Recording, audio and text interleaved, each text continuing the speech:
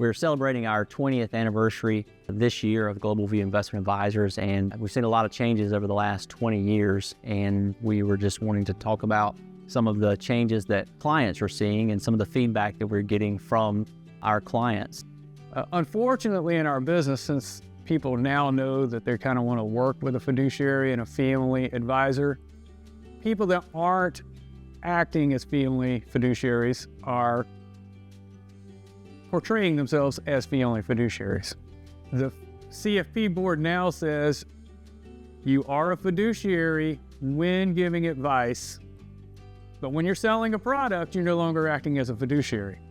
So it's giving cover to broker-dealers who collect commissions, who collect revenue sharing, who collect 12B1 fees, which are all against my understanding of the word fiduciary. So it sounds like what you're saying is they're often wearing two hats, and from a client perspective, they don't know which hat they're wearing, and it's almost impossible to do that. Well, 100%. So I think if you're hiring an advisor, you probably want to hire someone that's only and always a fiduciary, that never puts on the sales guy hat, which is what we do. We never wear the salesperson hat.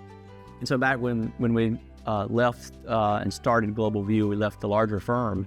At the time, many advisors were working under the umbrella of a large, what we call a wirehouse firm, or a regional firm. And so there weren't many independent firms like us. So a lot of folks looked at us a little weird because they didn't understand how a small firm could have so much access to the same resources that the larger firms have. And so there were few independent firms. With the financial crisis in 2008, 2009, there was a lot of breakup of those larger firms.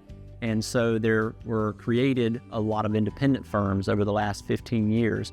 But still to this day, there are very few that can call themselves a fee-only fiduciary. Many firms have become independent, so we've seen a lot of independent firms pop up. But over the last 5 years especially, we've seen sort of a reconsolidation of firms. And with mergers and acquisitions, we've seen sort of independent firms being bought up and creating a larger firm. So we're heading back in the direction that we once were in. And we get calls all the time asking if we would be interested in partnering and being acquired, basically. And we said no, we want to maintain our autonomy. We believe that's in our best interest, but most importantly, that's in the client's best interest, and gives us the flexibility to where we can focus on what we believe is in the client's best interest from an investment standpoint, from a planning standpoint. And so that's our main focus, is how can we serve our clients without conflicts of interest. So in closing, looking ahead over the next, hopefully 20 plus years for Adam and I in the business, we hope to continue to be able to focus on our clients and putting their interests first as we move forward, regardless of what the industry changes are.